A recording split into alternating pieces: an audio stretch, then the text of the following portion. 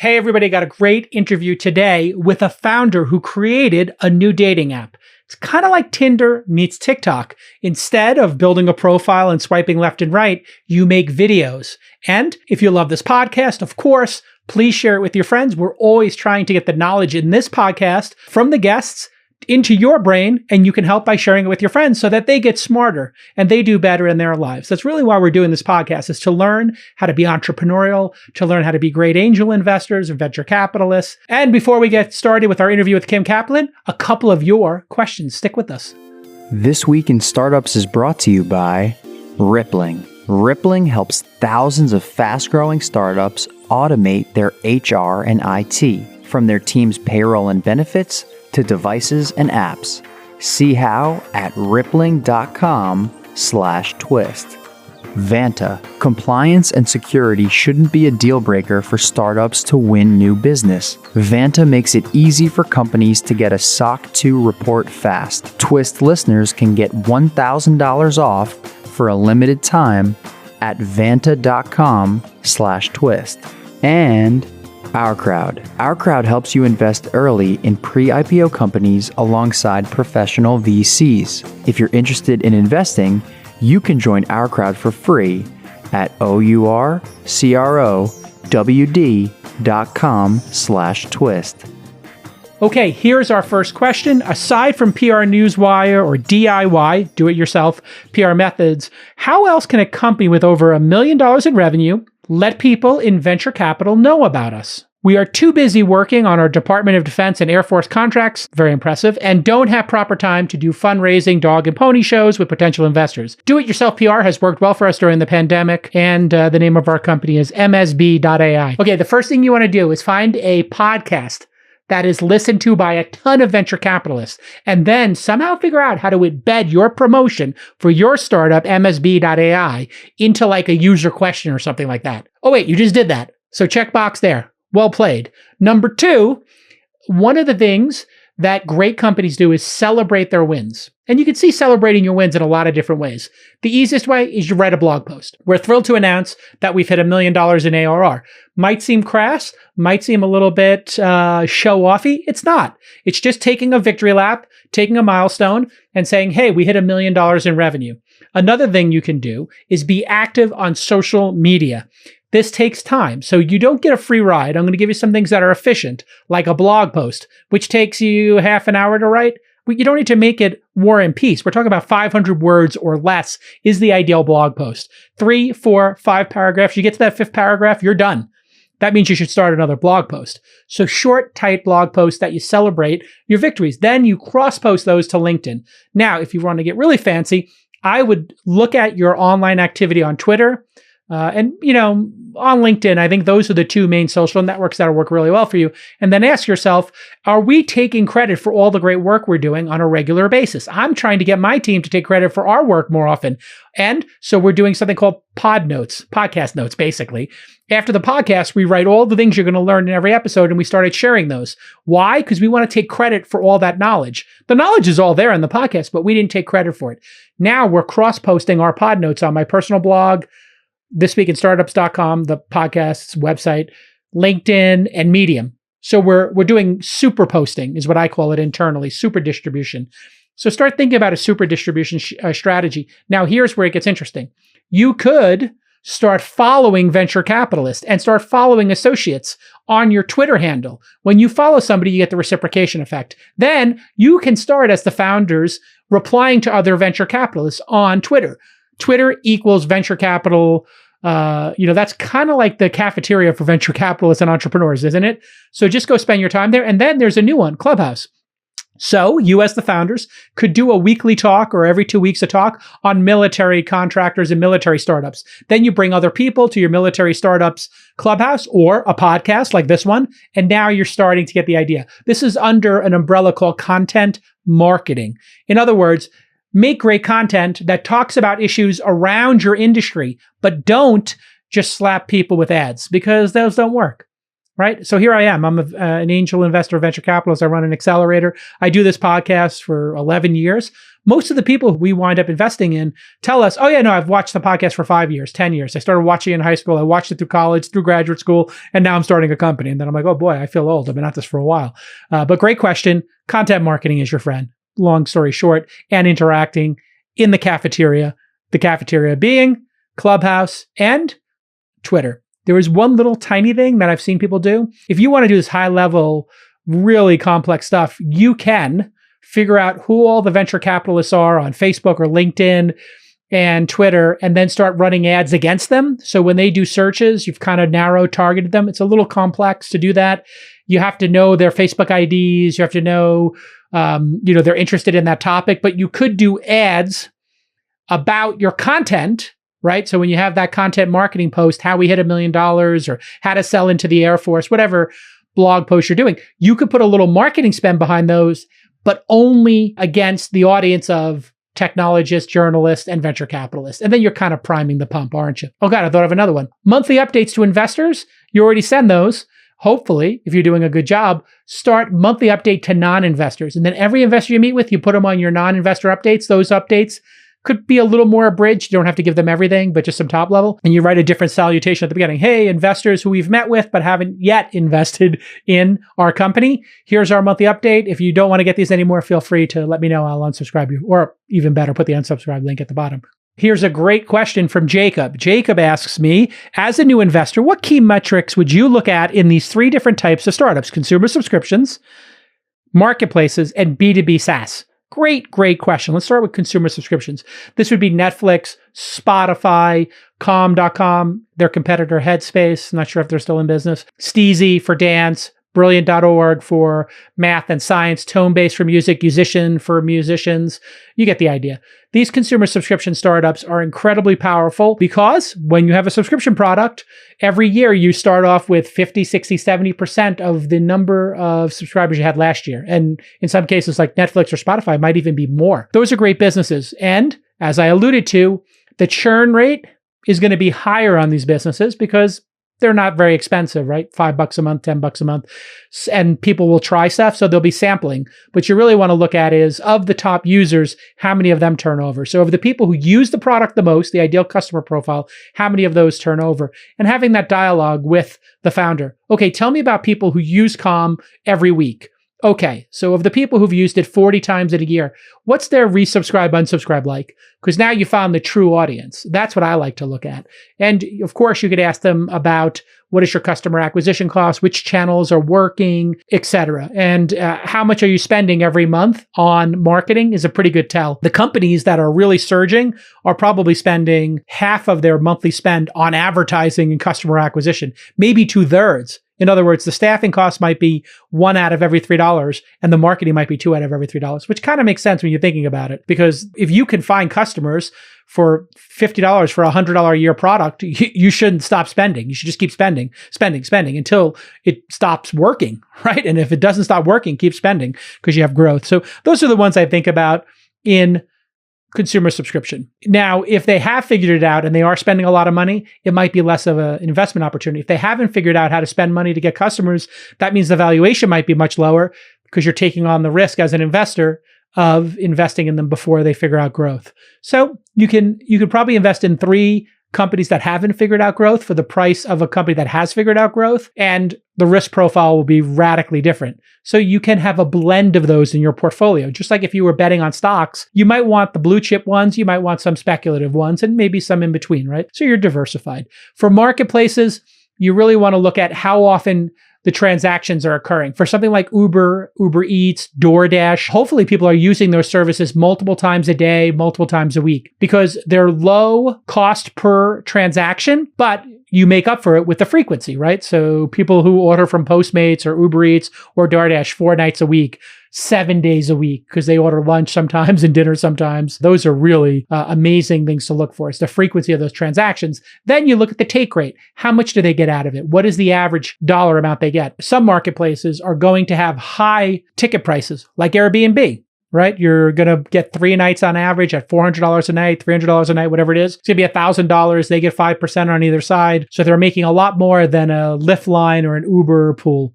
right? It's a much bigger transaction, but you're not going into an Airbnb 7 days a week. It's not possible, right? The most you could do it is 7 days a week. So unless you're living in Airbnbs all the time, which would be a little bit weird and creepy, I'll be honest, you're probably not going to have that experience, but you might make up for it with the amount of money in the marketplace. Just like a marketplace of homes, like Zillow or Redfin and those, or a marketplace of, let's see, what would be another interesting marketplace? Oh, travel, right? So if you have a marketplace of travel experiences or cars, used cars, those kind of marketplaces, the eBays, you might not, with big ticket items, have as much frequency. So that's what I would look for there is the number of transactions per customer, how often are they transacting, what's the take rate. Now, your final question is about software as a service, SaaS, basically business to business software. So things like Slack or Salesforce or Zendesk, all these great products out there, Asana, Odoo, pick the SaaS product. And what you're going to look for there is you're going to see a lower churn rate because people generally are in business. They're a little more serious. They don't just try something as a flyer. Like you might try Netflix or Hulu as a flyer, but you're not trying Asana or Slack as a flyer because there's so much onboarding and time to get Notion up and running or whatever product or service we're talking about here. So you're going to see lower churn rate, but you want to see how many people land and expand. The term land and expand means you got the customer. Okay, we got 5 people on Notion. You got 7 people on Slack. You got 10 people on Zendesk. Okay, what does that customer look like next year? Did they expand the number of seats? Because if you can sell more seats at the existing customer, boy, that's super efficient. And then it makes the product stickier, which then lowers the churn. Does that make sense? So think about it this way. You got an organization of 50 people. The marketing group decides, we want to use Notion.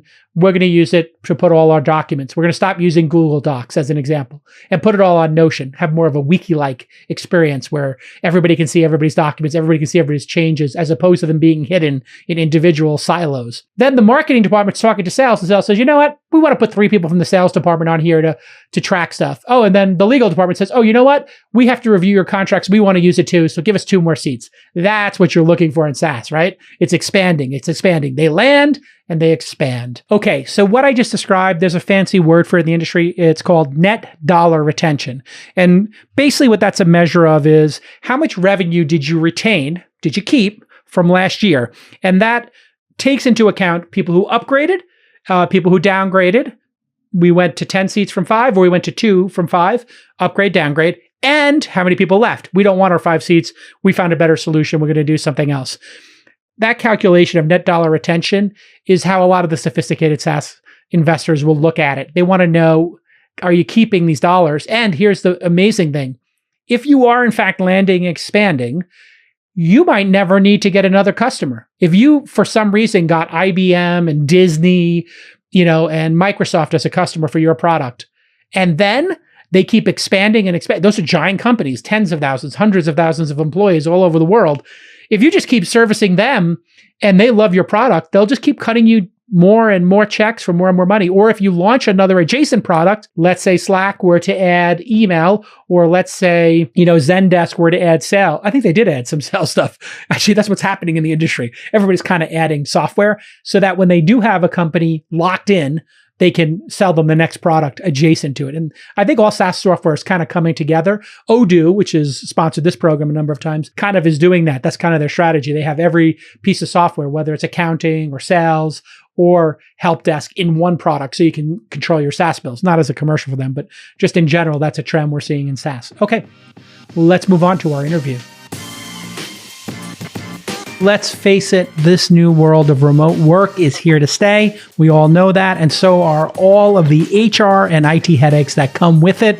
Like, how do you register your startup with dozens of state tax agencies, right? You had some employees, they were living right near your office, and then they decided, you know what, YOLO, I'm going to move somewhere else during the pandemic. Well, you are going to need to have your startup register with dozens of state tax agencies now, or you have to comply with a gazillion different local labor laws. Well, Rippling, which I use for my fully remote team over at Inside, can answer those questions for you. They make it super easy to manage all of your local and remote employees and contractors, whether they work from HQ or Timbuktu. When you hire people in new states, Rippling can automatically register your startup with each state tax agency and keep you compliant with all the different local labor laws. The stuff that no one likes to deal with, all that headache, they're there for you. Rippling also lets you onboard your new hires in literally 90 seconds. You can instantly set up their payroll, benefits, and of course, apps like Slack and GitHub. You can even ship them a work laptop with all the software and security they need all installed. We love Rippling because it takes a lot of complexity off our plate, so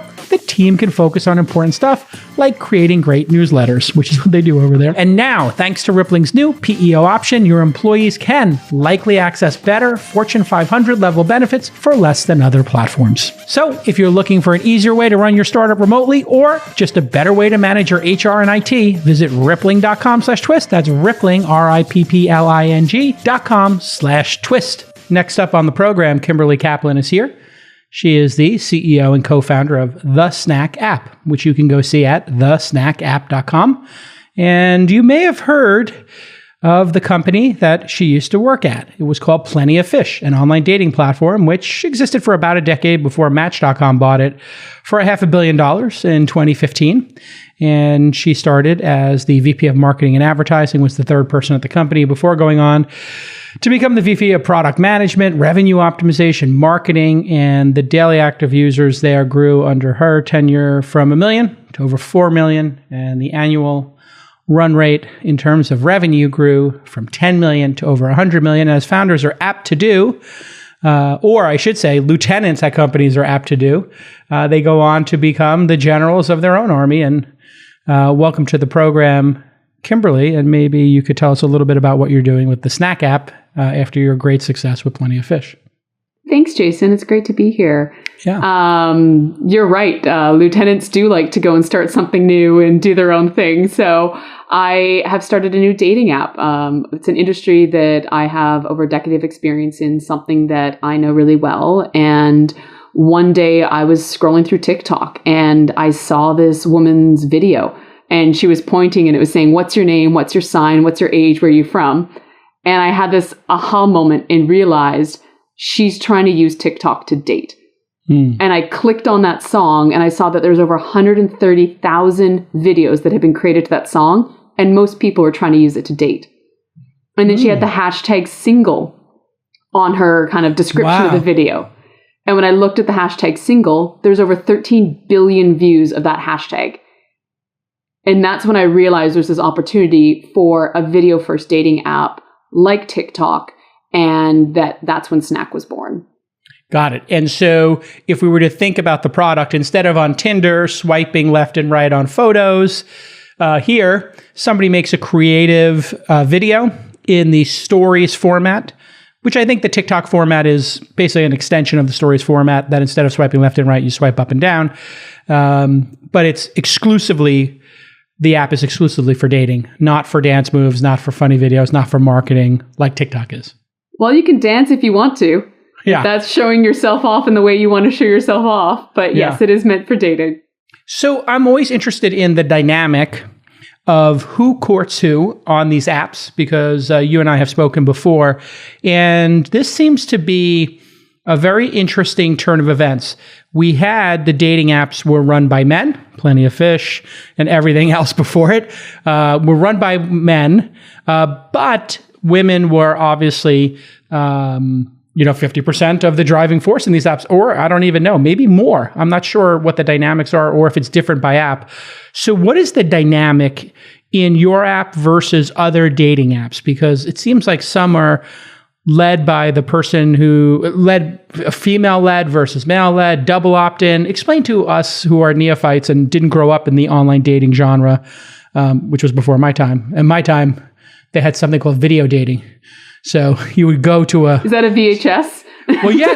I mean, in the 80s and 90s, VHS tapes and digital tapes were kind of a big deal. And people would actually go...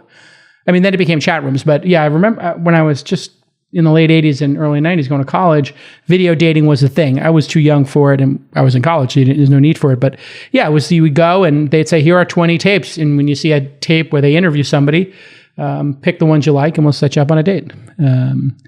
Yeah, so tell me about the dynamics in the app. Who selects who? Is it double opt-in like, you see in Tinder? How does it work? It is double opt-in like Tinder and Bumble, where both people have to like each other's videos before they're able to communicate. And once you do like each other's videos, your videos are going to show up in my feed now. And instead of that like button, there's actually going to be a DM box, which allows you to directly communicate with me and respond to me based on the content that I've uploaded. So if you and I've matched and you upload a video of your dog, I can now directly from the feed see that video and comment back to you and say, oh my God, that's such a cute dog. What type of dog is it? And you can do that through text, voice, or video. We provide all those options. Got it. And then is there any gender difference in how these services are working now in terms of who pays or premium memberships, or is it all just equal footing and maybe this next generation doesn't even think about gender and maybe the way our generation does? To me, it's equal footing. And something that we are doing different around gender is when you do sign up, most dating apps will say, what gender do you identify as? But when it comes to seeking, they'll say you're either seeking men, women, or other. And what we're doing is we're actually breaking out that other category. We think it's really important for a good experience for you to be able to say who you are interested in seeing and giving you more options than just the standard 3 that most dating apps provide. Yeah. And so that would be LGBTQ, T, and everything in between, I guess. And how does that work in terms of people opting into those things and also people opting into like maybe even race or age? And is that considered discriminatory or preference? I mean, gosh, I hate to go into like a hot topic here, but I am curious that if you were to say, I'm interested in dating this specific race or the specific age, does it make you racist or ageist in these apps? Well, we don't ask what your race is. That's something that we allow the people that are signing up to opt in to say that they are interested in whoever they might be interested in. Age, I think that really comes down to the preferences of the individual and how wide of an age bracket they're willing to date. And everyone is different and has their own preferences. So who are we to judge? Right. So people can pick, they want to date somebody in whatever range. But the apps previously seemed to be organized not just around age, but also race too. When did that change? Like, because it's obviously J-Date was or J-Swipe and Christian Mingle. It seemed like they were demographic-based apps. And when did that change in the sort of, stepping back from your app, but looking at Plenty of Fish and all the apps, when did that change? Was that a conscious change? I think for me, we're building an app for Gen Z. And Gen Z is a lot more open and willing to date across genders or races or even locations compared to previous generations. So race is a massive issue, and it's something that is extremely prevalent in terms of people having preferences around races for good or bad. But Gen Z, I think, is a generation that is growing up and being more open about that. So I'm excited for the fact that we can build an app for them where that isn't a concern. What about the other apps out there on the market? Do they still pivot around this? And does that make them like for Gen Xers and Boomers by the fact that they say, you might have a preference based on this? I'm curious of the wider issue. I get that you're for Gen Z and you don't want to have any part of, this sort of, I guess, slicing and dicing of demographics. Age is the only one, right? And also, I guess, what gender, your gender preferences are. What is the industry doing? Because wasn't there this whole brouhaha like 10 years ago that somebody looked at all the swipes and certain groups were getting no attention, certain groups were getting more attention, et cetera? I remember that study, or I remember that article. I honestly haven't looked at the apps recently to see what they're doing. I took a year and a half off after leaving Plenty of Fish and tried not to look at dating. And then since doing Snack, I haven't looked as much at the incumbents and more looking at what social media is doing. So I'm not the best person to answer that. Hey, everybody. I thought I would bring Christina Cacioppo. I pronounced it correct. I'm hoping, Christina. You got it. Yep. All right. You're the founder of Vanta. People have been hearing your ads on the pod for the last year. And I thought it'd be fun to have you on and you to explain why you created Vanta and what SOC 2 is and why it's important people get it right. So let's start with, what is SOC 2 for people who are just realizing they have to become SOC 2 compliant? For sure. So SOC 2 is, at its high level, it's sort of a customer asking you to prove your security. Got it. And when you do a SOC 2 report, how often do you have to update it? And what is that process like? Because my understanding is you don't just do this once in the life of your company. You do it continually, every year, every quarter? Right. So you actually do it annually. Yeah. So often, so the way these reports work is they've got dates and time periods on them, and sort of like a pen test. It's something once you start doing, you'll just renew every year. All right. Fantastic. Well, thanks so much for coming on and telling the audience why you should get your SOC 2, when you should get it, and how you should do it. And you've been very nice to our audience, giving them $1,000 off, which is a really significant and generous offer. Go to vanta.com/twist, vanta.com/twist to get $1,000 off your SOC 2. Thanks, Christina. Appreciate it. Thank you so much. Cheers now. What is the revenue model now for dating apps? Because I also have no experience here, but is it just moved to a simple membership like Netflix where you pay $10 a month? Or I remember there was like Super Poke, which was Zuckerberg's very weird take on Zuckerberg's such a weirdo that like his idea of dating a girl, because he's heteronormative, to the best of my knowledge, was to poke them, which is essentially like the 5th grade equivalent of how boys and girls interact, like pulling their ponytail or poking people. So you would super poke somebody, I guess, but that's gone away. Are there like, do people send each other virtual goods and roses? Do they pay per match? How does it work? Every app has a different kind of payment mechanism. I'd say most now are freemium. So you can use the app for most kind of use cases, but then you can opt to pay for certain features. And those are kind of either the superpowers that allow you to have access to certain areas or to do a bit more or to kind of speed up the velocity in which you can date, or the amount of attention you can get. So it's either through subscriptions or microtransactions. I think I know some people have tried real world gifting where you can send someone a rose or... in the real world. In the real world, yeah.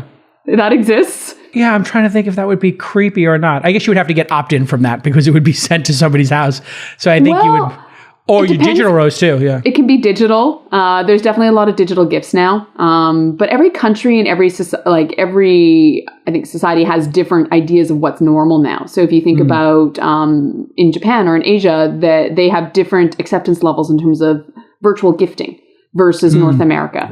So for sure, every app is very different depending upon where they're based and who their customers are. If they're Gen Z or millennials versus boomers, they also have different expectations in terms of what an app would provide them.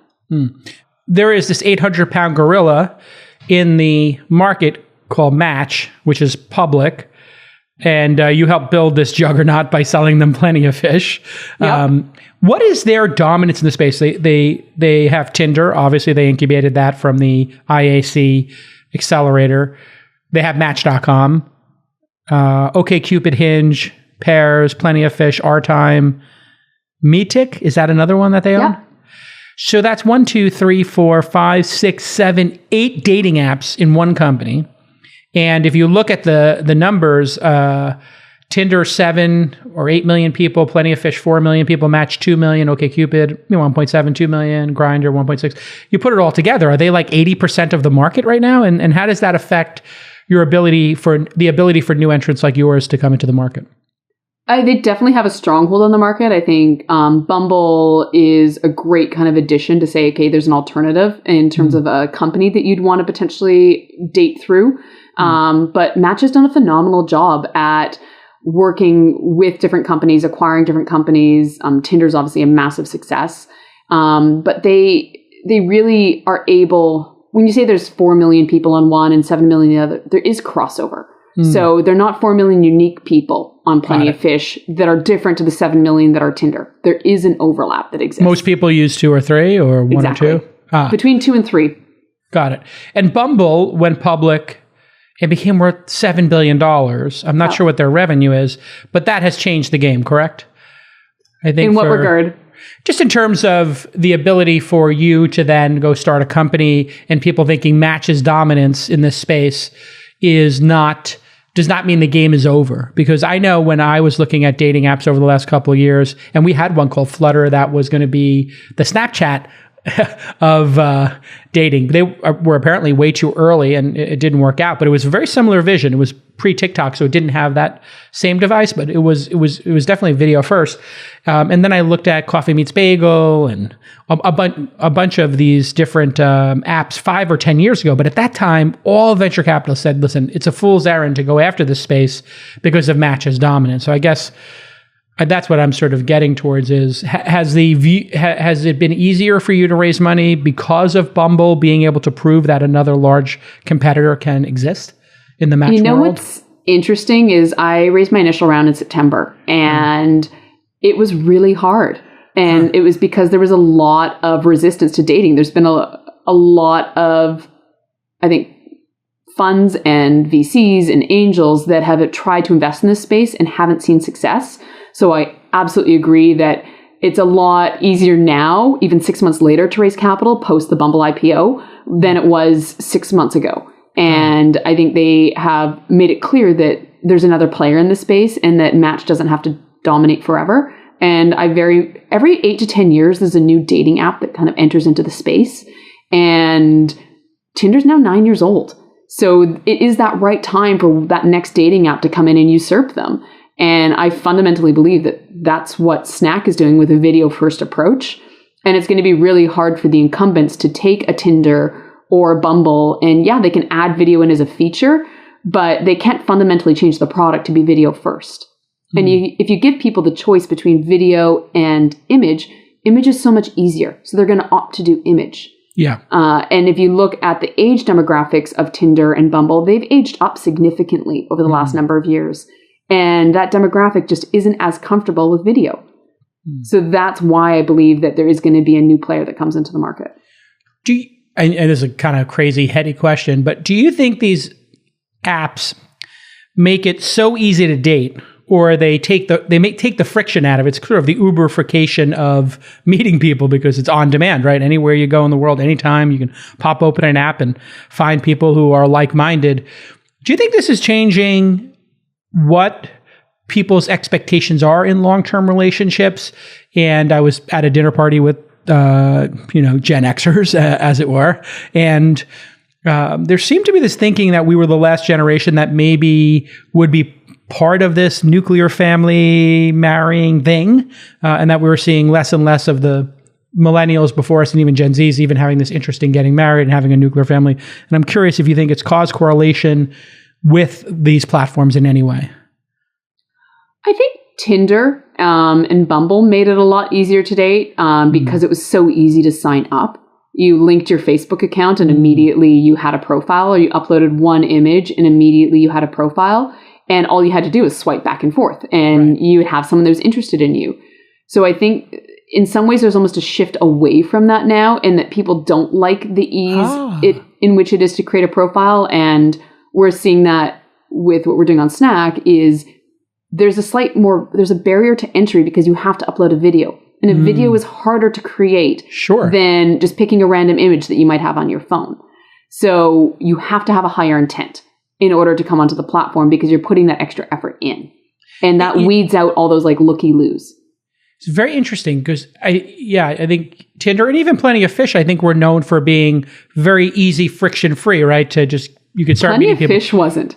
It wasn't. Fish, there was like 80 questions to sign up on Plenty of Fish. Why it was a long profile completion. Like, it was a long profile. All right, I want to put a pin in why Plenty of Fish was so successful, because I remember somebody, in my extended family was just addicted to Plenty of Fish, and like everybody was using Plenty of Fish because it was free and you got a lot of features when it was free, and then it was very affordable, and it seemed to appeal to a nerd, like more tech kind of focused group. But I'm going to put a pin in that for a second and go back to adding friction, because usually we're talking about reducing friction. It almost reminds me in a way, and correct me if I'm wrong, that video apps require you to get good lighting. Like, I've got lighting rigs here. I've been through 3 lighting rigs. I've been through 2 cameras for the podcast and digital SLRs. And we're just keep iterating and trying to, and then makeup and all this stuff.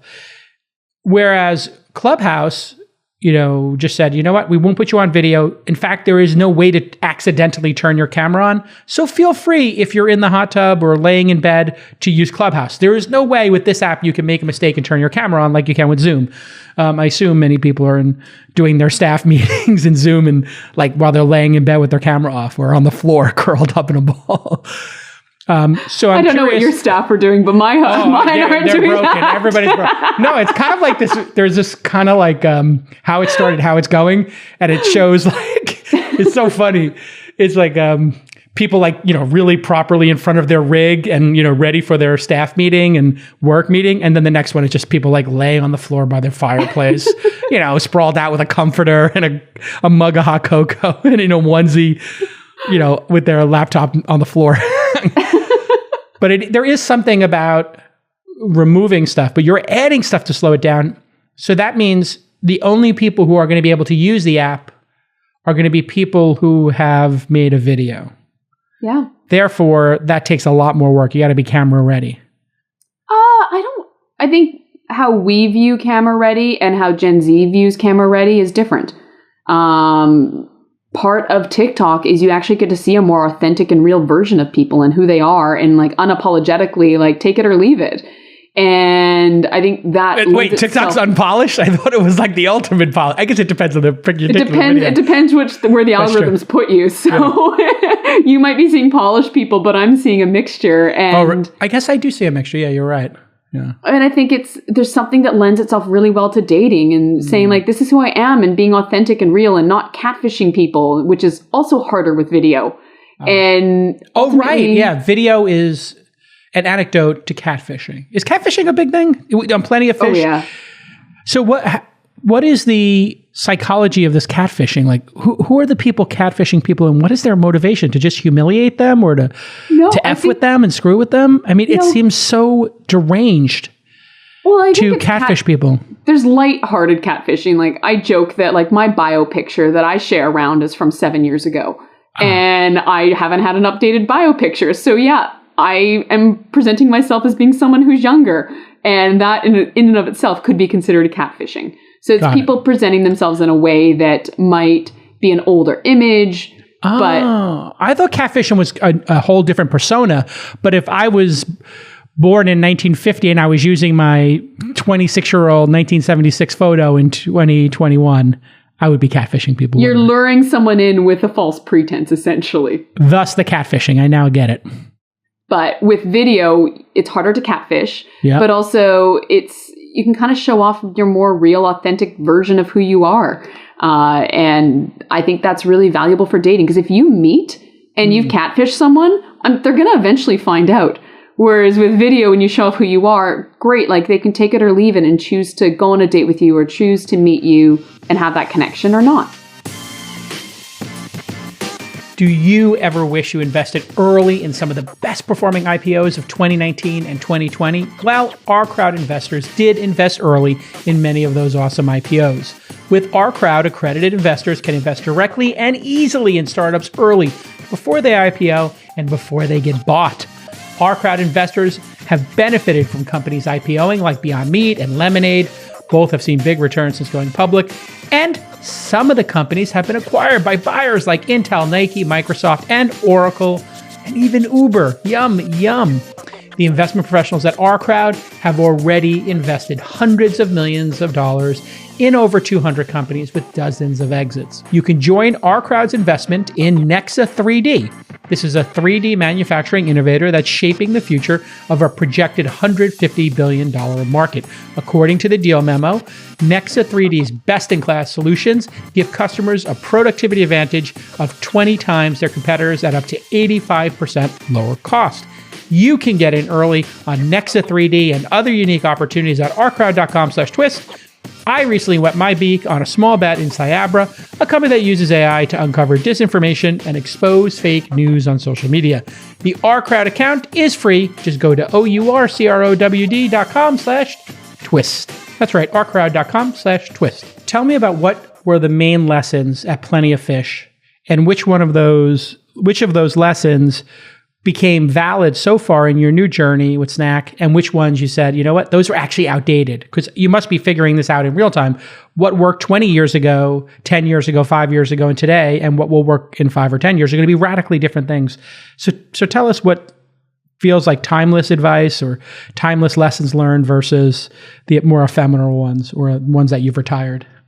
One thing I learned as a result of the Match Group acquisition is I got an opportunity to really dive into the different organizations across Match Group. So spent time with Tinder, spent time with OkCupid, spent time with Meetic. And I got to see what drives those businesses versus what drove Plenty of Fish. And if you think about Match.com, they're a very marketing-driven organization, and they do marketing so well. And then you look at Tinder, and they're a design-driven organization. And they do design really well. Whereas at Plenty of Fish and OkCupid, we are more data-driven. And it's been really interesting in building Snack now and taking a bit more of a design-first approach and taking what I learned from marketing at Match and then knowing that like underlying data to me, which is integral to who I am and what I kind of grew up learning, putting those three things together and saying, okay, combined, these are going to make for a much better organization versus Plenty of Fish, which we were very much not a design-driven company. And I think that became very clear over the years. That was, I always kind of put Plenty of Fish in the category of ugly websites, like ugly Craigslist. And high-function websites. Craigslist, eBay, Plenty of Fish. And I guess increasingly Amazon, which is once you lock into a format that people understand, you know, like a UX experience, the ability to change the cart concept and checking out with your cart. Like, imagine if Amazon said, like, we're going to get rid of the concept of a cart and checking out. You're just going to, as you click on stuff, it's just going to get added to your, purchase queue, one click. Like, it just doesn't work, right? I think Amazon, will shift too, and they'll move, but it's all incremental shifts at a certain point when you become a large organization versus when you're younger and kind of in the beginning phases, you can make bigger shifts and do bigger things. So, I don't know. I think Amazon will change a little bit, but the UX side of things and the design side of things is something that I really learned from Tinder. And I'm excited to apply that to what we're doing at Snack and how do we take a more design-first approach. And what is Facebook's role in all this? They seem to have banned... Facebook seems like the worst possible partner to get involved with in any way because they seem to allow the baby dating sites to get the graph or get involved, study their data, and then compete with them or not let them advertise. I remember when Flutter was trying to grow, they were not allowed to advertise on Facebook or Instagram, but other dating sites were. What is Facebook's role in all of this? And, is Instagram, Facebook, does Facebook even have dating as a concept built into their platform? They have dating product? now, yeah. Where is it in the platform? I guess because I'm married. Somewhere in the app. Somewhere in the app, it's buried in there. But what is their relationship to all the other dating platforms? Do they let them use the social graph anymore? I don't think the social graph is available. I think that's more of a data sharing. I'm sure after Cambridge Analytica, I think they shut a lot of that off regardless. But they play a massive role in terms of user acquisition for dating companies. And I think it's because they are a massive social network. And they have the reach that a lot of other companies don't have. So you kind of need to use them and lean on them in terms of getting your awareness of your company out there. And do they let you advertise or no? Yep, they do. Yeah. That's really fascinating. And they haven't turned people off as dating apps yet. No. The company that actually stops new dating apps is Apple. Really? It's really hard to get dating apps approved. We got declined when we first submitted to the App Store because we were a dating app. Wait, Apple doesn't love dating apps? Nope. I actually got an email yesterday from Techstars because there's a group that they're working with at, I think it was a new NYU, and they got their app that they've been working on as a school project got declined from the App Store because it was dating as well. That is so weird. I had to pull many strings to get Snack approved from Apple. What is their thinking? They're just concerned about user safety and childhood safety or something? I think there's an abundance of dating apps on the App Store. And so they're wanting to make sure that there's something unique about them or different than all the other ones that currently exist. So I understand why they're doing it, but it is a hard block in terms of if you're dating, you don't get approved. That's really interesting. Because people can clone a dating app so easily. Yes. And so they steal these apps and they make 1,000 different ones. They flood the store. They charge people. They put fake profiles in. How of the dating profiles out there, how many of them are fake, do you think? When you look on the major platforms. Was that a major issue at Plenty of Fish? How did you deal with safety and security? What's the state of the art today in that regard?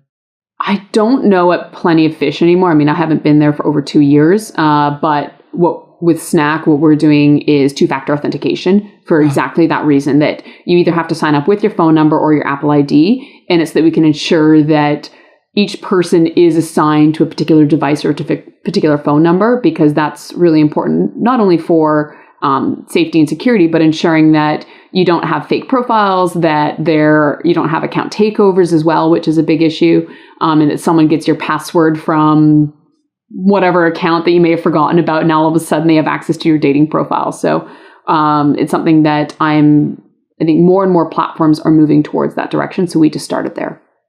Fascinating. All right, listen, continued success.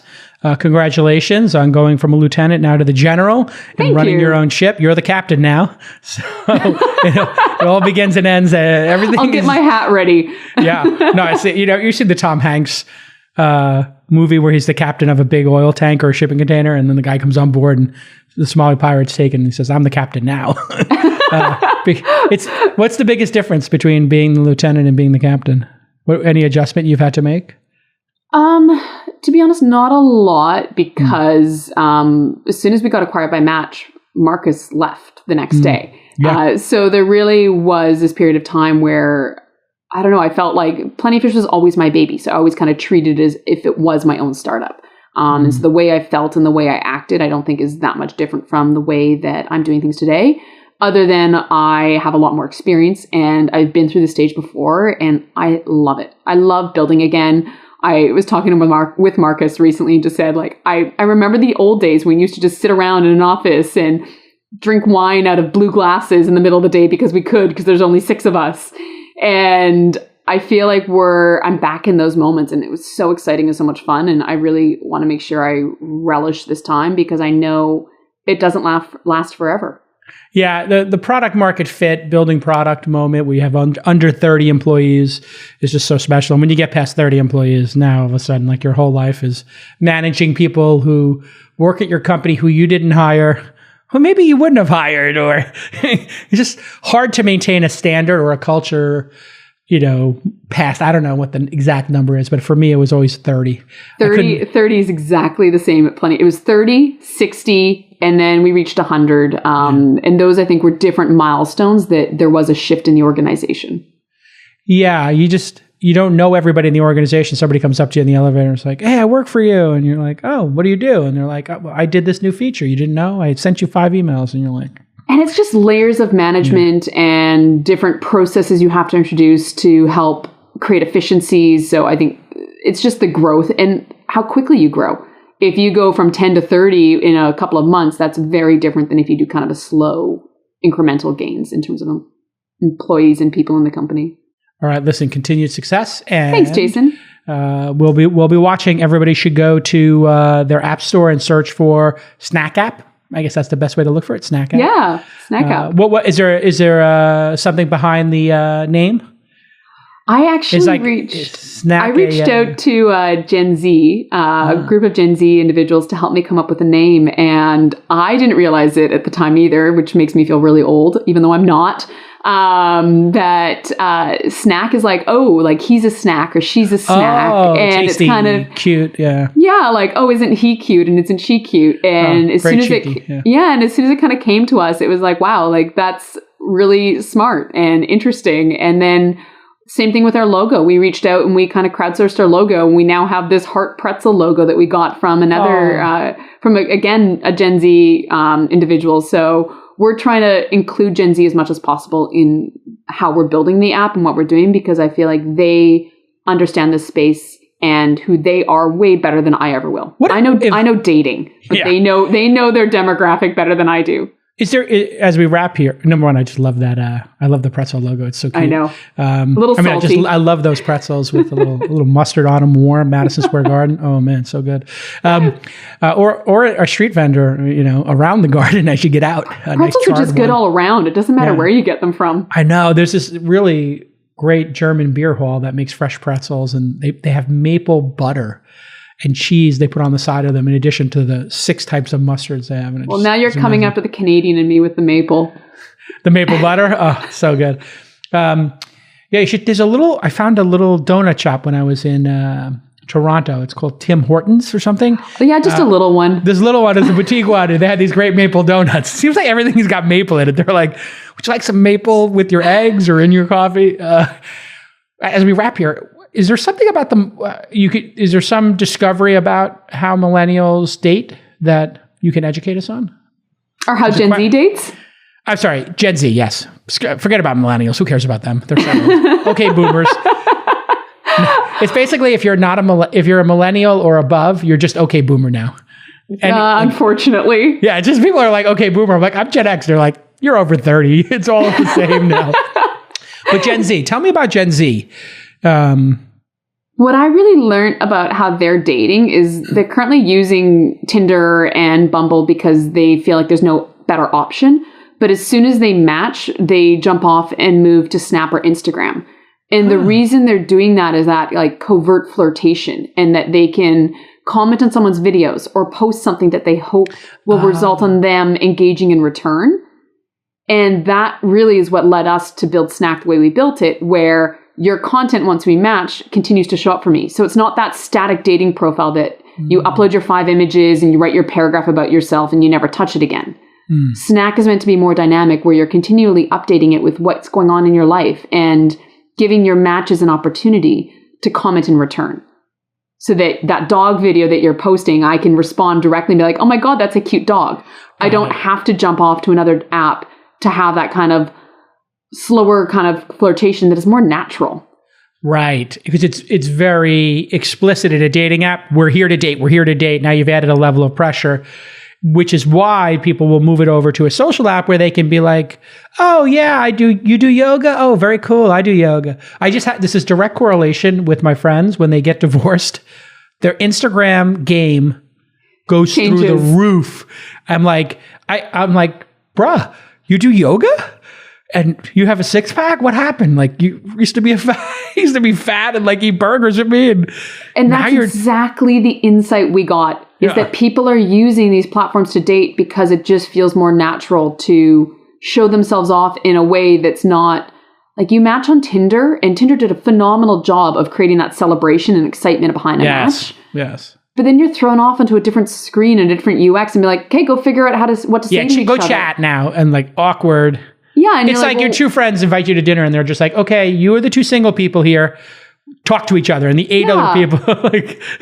And you're kind of like, well, do you want to grab a glass of wine? Do you want to go for coffee? And that's why people are moving over to Snap and Instagram. Yeah. So we figure like you shouldn't have to date across 2 platforms. How can we build something that kind of pulls the best of the 2 together?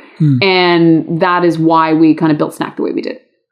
All right, listen, we're going into like the dynamics of gender and dating and generation. So I might as well just ask this. What's the deal with young guys not knowing how to talk to women?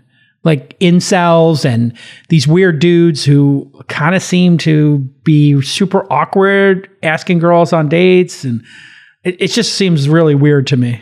I don't know who you're hanging out with or where you're getting this from. I just read it like, sometimes I'll see like Jordan Peterson videos on like Tim Ferriss or something, and they're talking about masculinity and how men just don't know how to interact with women anymore in terms of dating and asking them on a date. Is that actually a thing? Or like, is there training that these apps do to like explain to these people like how to be normal? I don't know if there is a normal. I think dating is just hard, and nobody knows how to act when it comes to dating, or nobody knows what to do, regardless of what your gender is. And I think that's why dating apps have been so successful, is it helps kind of broach that first part of things in terms of, okay, now it's a match, now like talk to each other. And that's the first step. And the next step, like dating is tough. And the next step is how do you make it really easy for people to talk to one another and to communicate? And that's where I think things like showing new content about somebody and being able to engage with that content just alleviates that pressure associated with dating in general. And like, how do you make it more fun and more light and less heavy that some of those things on dating apps are today? Yeah. I mean, I brought this up because I don't know if you saw the trending chart from the Washington Post of like young male virginity on the rise, and everybody was commenting on it. And I'm just like, I don't understand any of this. I blame COVID for that more than anything else. I mean, it's pretty crazy. 2008, it was like 8% of men over 30 report zero female sex partners since they turned 18. And in 2018, 10 years later, it was 27%. Wow. Yeah, that was kind of like dramatic. I don't think but that's not right or wrong. It's just if people decide they don't want to, then that's good for them. They don't want to. I think there were, and I wonder if this is like, it just seemed to me there might be some, it seemed to me there might be something wrong with the survey or something. I don't know. It just seemed too odd to have the chart go from like, 8 to 15% year over year, and in a whatever somewhat tight range, to all of a sudden going 4x or something or 3x. It doesn't make any sense. You can always skew data a certain way. Yeah, exactly. All right, listen, continued success. Congratulations on getting the product launched. And thank you, Jason. We'll see you next time on This Week in Startups. Bye-bye.